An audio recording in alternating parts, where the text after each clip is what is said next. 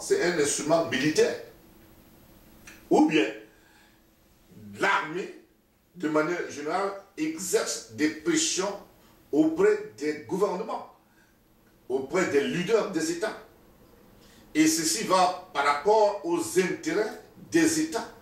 Les États les plus forts vont toujours exercer une quelconque influence sur les États les plus faibles. C'est-à-dire, la force militaire ici se mesure par rapport aux moyens de destruction, le pouvoir de détruire l'autre. Et c'est ce pouvoir de destruction qui fait que les nations les moins doivent respecter, doivent se soumettre aux décisions de ceux qui sont puissants. Et ce sont toujours les décisions d'intérêt. Alors, les nations se soumettent aux nations qui sont plus puissantes, et les nations qui sont plus puissantes sont influencées aux décisions, aux plans, aux objectifs diaboliques. C'est pour cela que chaque nation, selon la loi satanique, doit chercher son propre intérêt. Et en cherchant le propre intérêt, il va falloir soumettre d'autres et marcher sur les intérêts des autres. Et c'est ainsi que la terre tout entière admire la bête. Si nous revenons dans le verset 3, il est écrit: et j'ai vu l'une de ses têtes comme blessée à mort, mais sa blessure mortelle fut guérie, et toute la terre était dans l'admiration derrière la bête. Et le verset 4, il dit: et ils adorèrent le dragon, la terre entière, les habitants de la terre adoraient le dragon. Le dragon ici, c'est Satan. Pourquoi adore-t-il le dragon? La Bible est claire. Et il adorait le dragon parce qu'il avait donné l'autorité à la bête. Et les habitants de la terre adorèrent la bête en disant: qui est semblable à la bête et qui peut combattre contre elle? Qui est semblable à la bête? Parce que ici, il est important que nous voyions le sujet sur le plan global, sur le plan du monde, pas sur le plan d'État.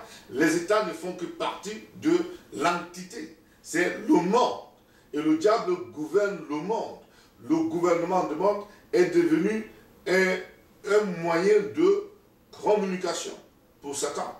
Donc il gouverne le monde par les gouvernements, par les leaders du monde. C'est là où il gouverne le monde. Et ici, si on ne fait pas attention, on ne va pas bien comprendre le verset 4. Parce que dans le verset 4, quand on regarde ce qui se passe aujourd'hui sur la terre, il n'y a pas des habitants de la terre qui adorent un gouvernement général, puisque les intérêts des pays sont conflictuels.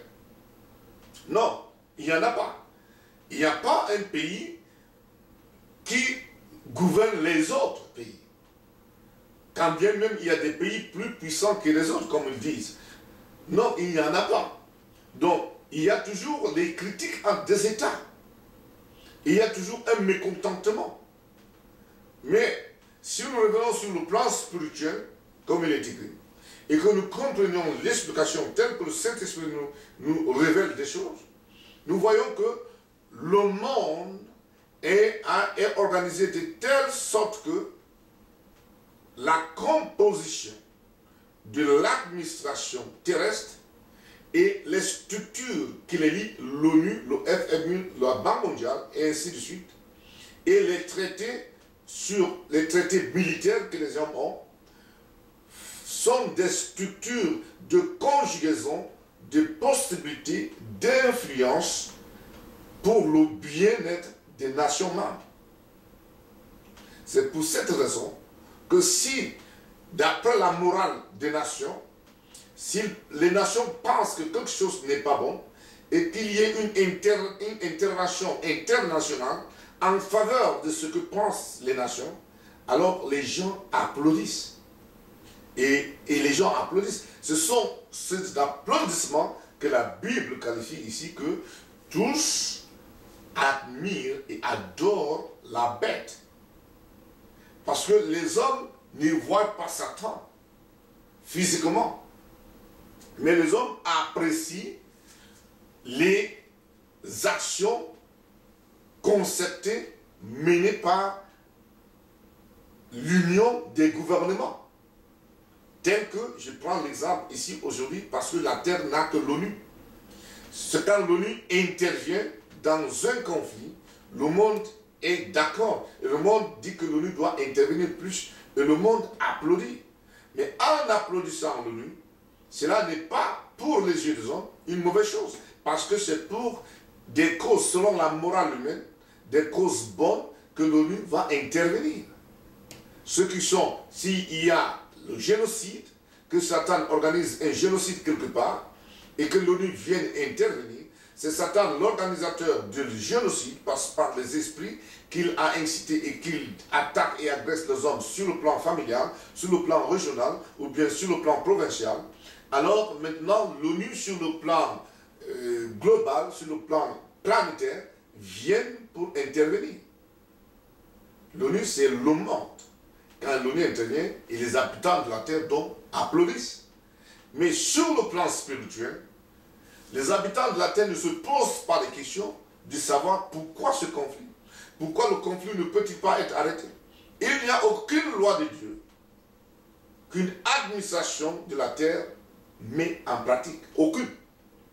La loi de Dieu est absolument ignorée. Et même Dieu n'est pas ignoré. Et même Dieu n'est même pas accepté par certaines nations. Il y a certaines nations qui ne pensent pas que Dieu existe. Il y a des nations qui sont païennes, qui ne pensent pas du tout que Dieu existe. Alors, comme Dieu n'existe pas, c'est l'organisation qui est en face de ces nations-là, que ces nations trouvent comme étant quelque chose de bien, quelque chose de puissant, et quelque chose qui leur apporte le bien-être dont elles ont besoin. Et ces nations donc admirent et adorent la structure sur place. S'il y a un crash financier dans le monde, et que la Banque mondiale intervienne, et que le gouvernement s'asseye pour résoudre cette crise, et que le gouvernement essaye de bloquer la crise, le monde entier se lève et dit que les choses vont bien et que c'est une bonne chose. Sur le plan spirituel, c'est une admiration d'une structure diabolique. Et la Bible dit que le monde entier, les habitants de la terre admirent la bête. Et la Bible continue à dire, dans le verset 5, que « Et elle lui fut donnée une bouche qui proférait des paroles arrogantes et des blasphèmes, et il lui fut donné le pouvoir d'agir pendant 42 mois. » Voilà. Quand les nations s'unissent, quand l'ONU s'unit, l'ONU n'a jamais prié Dieu et lui demandé de l'intelligence. L'ONU ne mentionne même pas l'existence du Créateur qui a donné à chacun un corps, un esprit et une âme. Personne n'a jamais reconnu Dieu. Pour certains religieux, la foi en Dieu, c'est une chose individuelle et personnelle. Et la religion elle-même n'a jamais poussé pour que l'ONU accepte qu'il y ait un Dieu et que l'ONU demande que Dieu nous révèle ce plan sur la terre. Il n'y a aucun texte qui fait mention de Dieu. Non. Mais il y a plutôt un texte qui fait mention des hommes voulant arranger des choses. Et ne reconnaissant même pas qu'il y ait l'existence de Dieu. Or, si on ne reconnaît pas l'existence de Dieu et qu'on adopte des mesures qui sont contraires à la volonté de Dieu, alors c'est un blasphème envers Dieu. Et les nations le font et elles continuent à le faire jusqu'alors. Et il n'y a personne pour leur dire le contraire. Et ils ne font aucune mention de Dieu, sauf sur le plan individuel, les leaders, certains leaders peuvent appartenir à telle ou telle religion. Mais dans les réunions, dans les textes, dans les décrets, dans les rapports finaux, il n'y a aucune trace de Dieu. Eux, Dieu n'existe pas. Ce sont eux qui sont capables d'apporter des solutions. Et ils adorent ainsi leur sagacité. Mais, si on s'arrête un peu, et pour poser la question, d'où vient l'inspiration que l'ONU a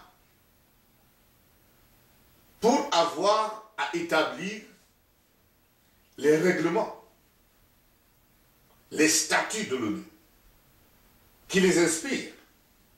Parce que l'homme n'a que deux sources d'inspiration. Ou on est inspiré par Dieu, auquel cas, Dieu est le maître. Et Dieu est à l'origine de tout ce que nous faisons. Et la Bible va nous donner la marche à suivre, la directive à suivre. Ou bien, l'inspiration vient de Lucifer. Et cette inspiration écarte carrément la notion de Dieu. Et cette inspiration exalte plutôt la capacité de l'être humain. Mais sans pour autant mentionner celui qui a donné à l'être humain les capacités. Et pour savoir que les traités, le statut et les règlements et les conclusions des documents, des conclusions de l'ONU ne sont pas d'une inspiration divine, on ne regarde que quelques temps après, il y a toujours des problèmes qui ne sont pas résolus. Parce que quoi? Cette organisation hiérarchisée que Satan a posée sur la terre n'a qu'un seul but: détruire la vie de l'être humain, de l'éloigner de Dieu, afin que l'être humain ne vienne pas à Jésus-Christ, pour que Jésus-Christ lui donne le pardon.